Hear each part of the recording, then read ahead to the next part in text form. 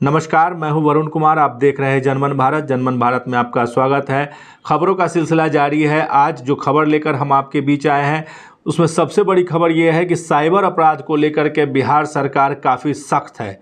Bihar police ने एक नया सेल बनाया है, इसे काफ़ी मजबूती से रखा है ताकि साइबर अपराध पर अंकुश लगाया जा सके, क्योंकि आने वाले दिनों में जिस तरीके से साइबर अपराध बढ़ रहा है वो अन्य अपराधों से बड़ा अपराध हो रहा है। इसका जो सबसे बड़ा तर्क माना जा रहा है, सबसे बड़ा कारण जो माना जा रहा है वो ये माना जा रहा है कि जिस तरीके से देश आर्थिक विकास करेगा उस तरीके से साइबर अपराध भी बढ़ते जाएंगे। इस पर अंकुश लगाने के लिए एक ठोस रणनीति बनानी होगी, जिसे लेकर बिहार सरकार काफ़ी सजग और सतर्क है। इसीलिए एक नया सेल बनाया गया है।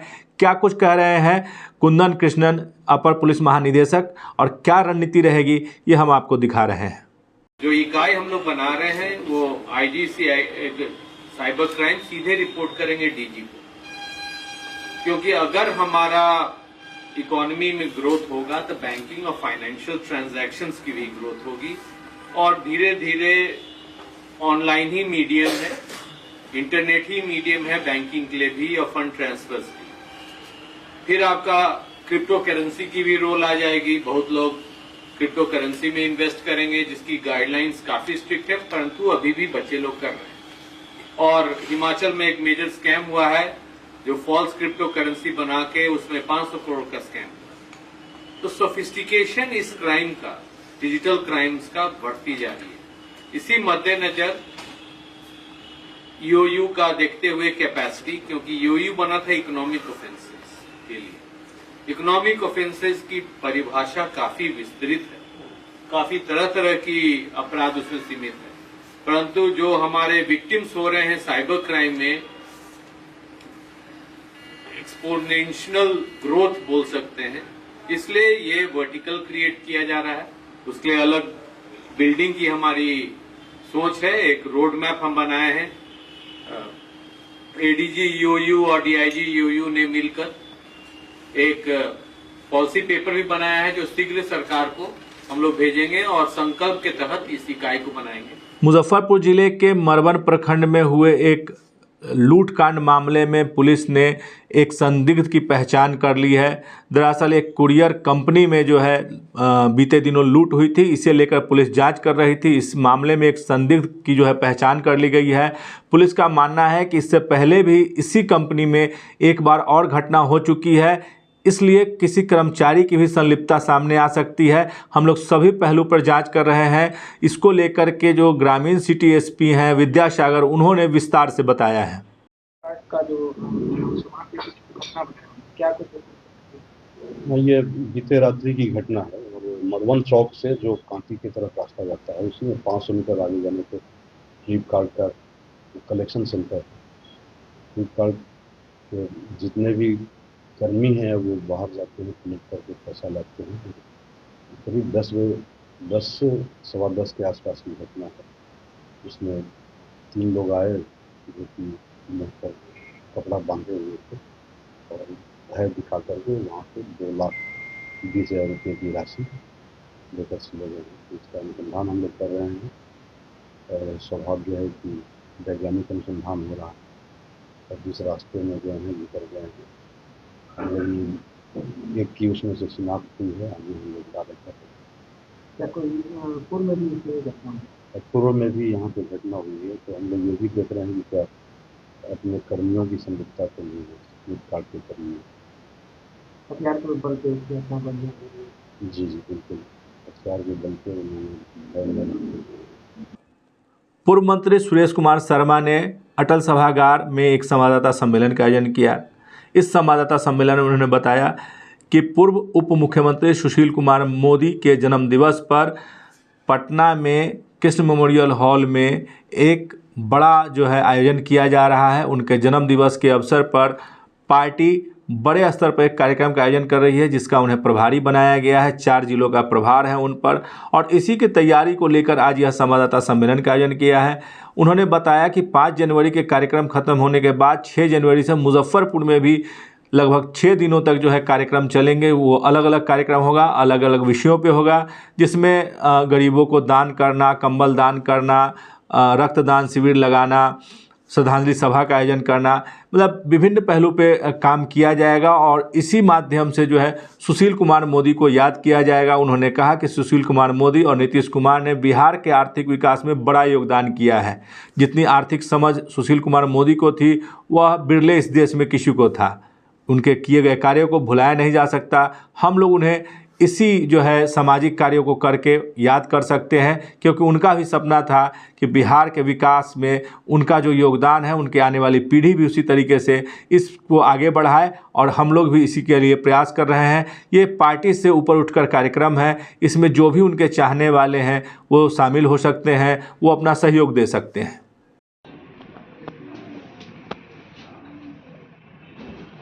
पटना में श्री कृष्ण मेमोरियल हॉल में हमारे स्वर्गीय सुशील कुमार मोदी, जो बिहार के ऐसे भाजपा के नेतृत्वकर्ता थे, डिप्टी सीएम थे, जो हम लोगों के बीच नहीं रहे, उनका जन्म तिथि बड़े धूमधाम से मनाया जा रहा है। पूरे बिहार के लोग इस कार्यक्रम में वहाँ श्री कृष्ण मेमोरियल में 5 तारीख को पहुँचेंगे और उसके बाद यह कार्यक्रम 7 दिनों तक हर शहर में इस कार्यक्रम को, जैसे कि रक्तदान शिविर लगाना है, उनके बारे में बातों को बताना है, समझे ना, भजन प्रस्तुत करना है, इस तरह के जो कार्यक्रम है, नेत्रहीनों के का उपचार के लिए करना है, भोजन की व्यवस्था है, इस सब तरह का।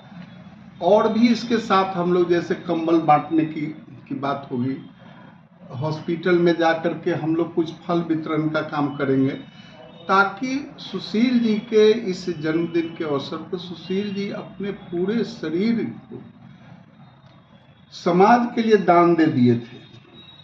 उन्होंने अपना पूरा शरीर, वो जो देह दान उनका किया हुआ था। तो आज उनके इस जन्मतिथि पर हम लोग उनके जो किए गए काम हैं उसको प्रचारित करेंगे।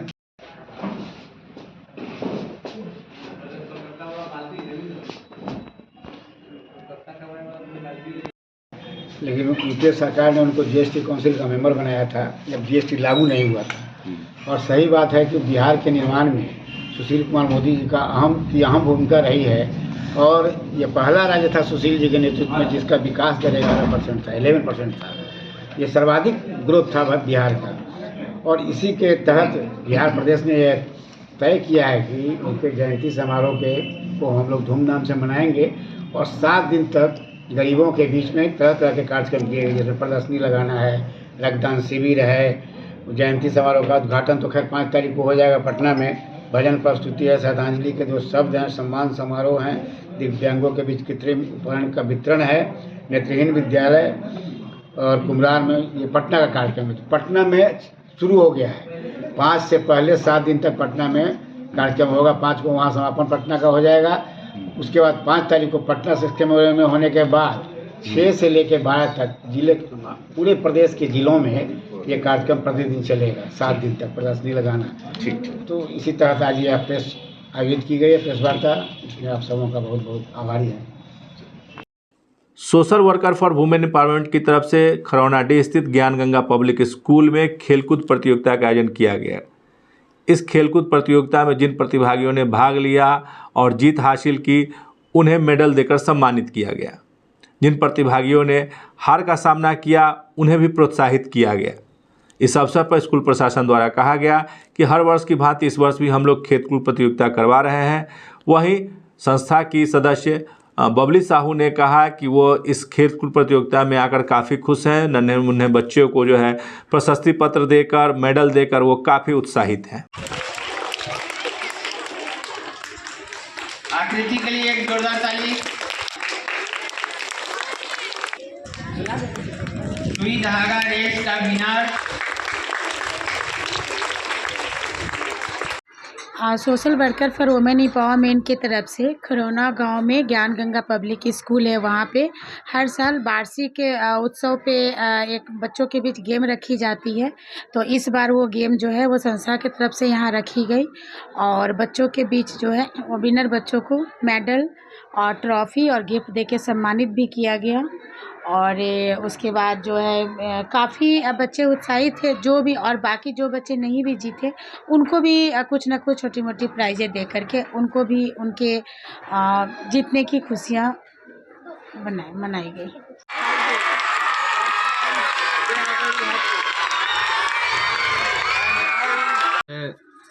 गेम कराते हैं, वही गेम हुआ था और उसका आज प्राइज डिस्ट्रीब्यूशन हुआ। किस क्लास से किस क्लास तक के बच्चों ने भाग लिया था? प्ले क्लास से नर्सरी, प्ले से 8 क्लास तक का। कौन कौन सा हाउस थे इसमें? इसमें 2 हाउस में टोटल 2 हाउस में बांटा हुआ है टोटल स्कूल का बच्चा। इसमें व्हाइट हाउस, ब्लू हाउस है। ओवरऑल कौन चैंपियन रहा? White house. White house. और हमने देखा बच्चों के अंदर काफी आज उत्साह उमंग था। हाँ, लगता था कि अधिकतर बच्चों ने भाग लिया है क्या? जी, बहुत से बच्चे भाग लिए हैं और उसमें कम 122 बच्चे को प्राइज दिया गया है, जिसमें खेल कूद की सामग्री थी, कुछ मेडल था, पठन पाठन का भी सामग्री था।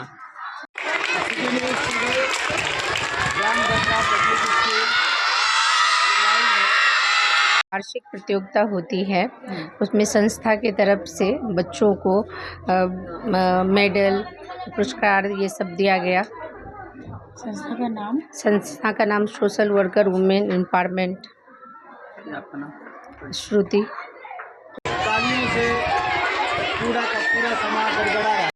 वहीं शहीद खुदीराम बोस स्मारक स्थल पर नागरिक मोर्चा द्वारा गुमनाम शहीदों के लिए एक श्रद्धांजलि सभा का आयोजन किया। इस अवसर पर नागरिक मोर्चा के मोहन सिन्हा ने कहा कि हर वर्ष की भांति वह साल के अंतिम दिन उन शहीदों को श्रद्धांजलि देते हैं जो गुमनामी में शहीद हो गए। उन शहीदों को याद कर उन्हें काफ़ी खुशी मिलती है और लगता है कि जिन्होंने देश के लिए कुछ किया उसके लिए आज एक श्रद्धांजलि सभा का आयोजन होना चाहिए और हर वर्ष वो साल के अंतिम दिन इसका आयोजन करते हैं।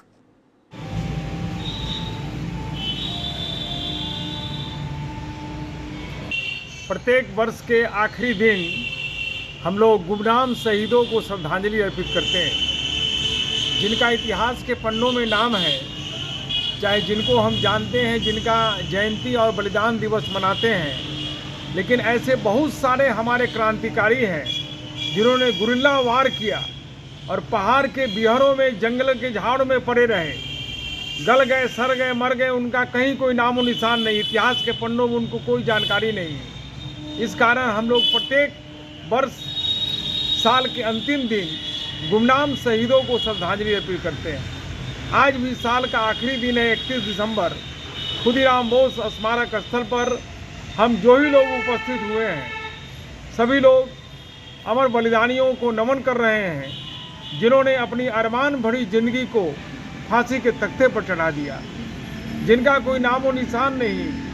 ऐसे ऐसे क्रांतिकारी हैं जो मुगल शासन से लेकर ब्रिटिश हुकूमत तक भारत माता की आज़ादी के लिए अपनी प्राण को न्यौछावर कर दिया। मुजफ्फरपुर जिला के मीनापुर इलाके में कोयली पंचायत के पूर्व सरपंच मनोज कुशवाहा की गोली मारकर हत्या कर दी गई। इस मामले में पुलिस ने मामला दर्ज कर लिया है। पुलिस ने शव को पोस्टमार्टम के लिए SKMCH भेज दिया है। पुलिस अनुसंधान कर रही है। पुलिस पूरे मामले की जांच कर रही है और आरोपियों की पहचान करने का प्रयास कर रही है। मनोज कुशवाहा उपेंद्र कुशवाहा की पार्टी RLM से जुड़े हुए थे। वो प्रखंड अध्यक्ष थे। वह उनके काफ़ी करीब माने जाते हैं। इसे लेकर स्थानीय लोगों में काफ़ी रोष व्याप्त है और ख़ास करके राजनीतिक माहौल में ऐसा कहा जा रहा है कि जिस तरीके से उनकी हत्या की गई है, यह एक बहुत बड़ी साजिश है।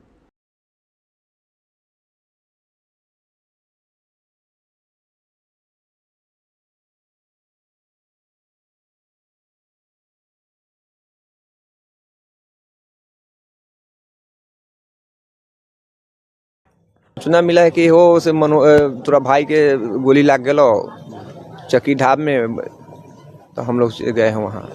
गए तो क्या देखे हैं कि उल्टा हुआ था, गोली लगा हुआ था, मरा हुआ था। कितना गोली लगा? वो हम चेक नहीं किए हैं कि कै गोली लगा हुआ था। जिंदा थे जब कोई विवाद नहीं था पहले, जिस समय देखे उस समय जिंदा थे, मर गए थे।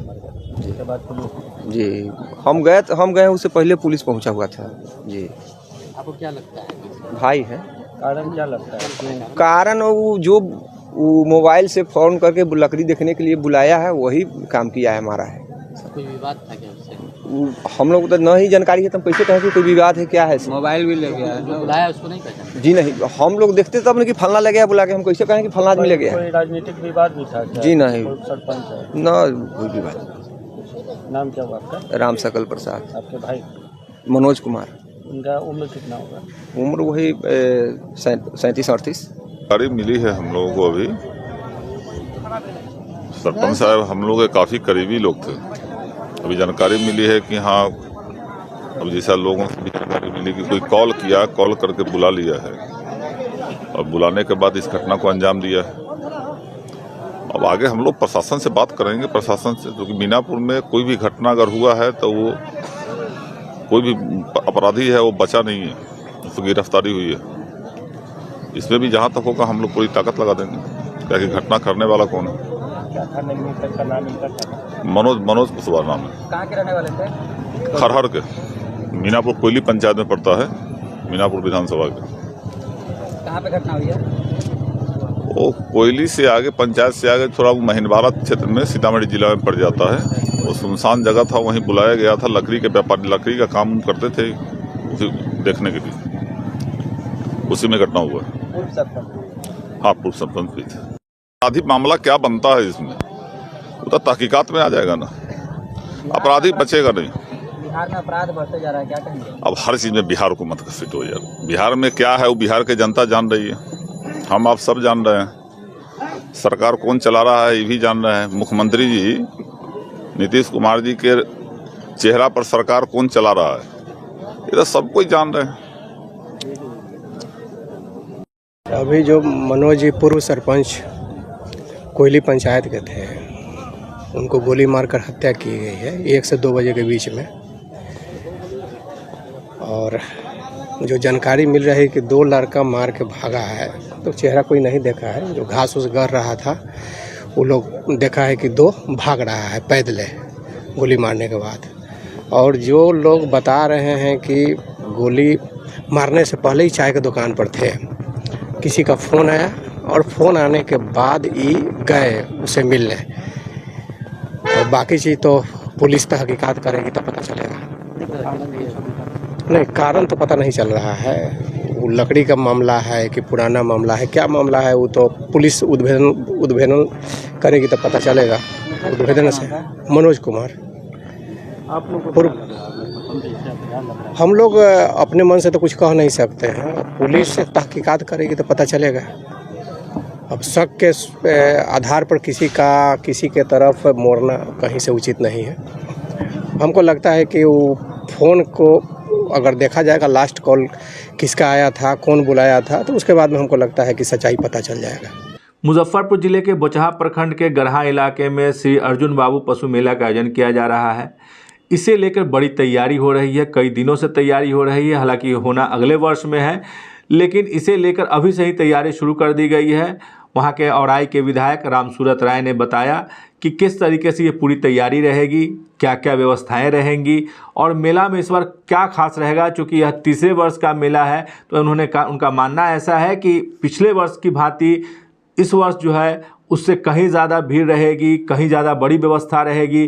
क्या क्या व्यवस्था रहेगी ये बता रहे हैं कार्यक्रम के संयोजक और स्थानीय विधायक जो औराई विधानसभा के हैं, रामसूरत राय।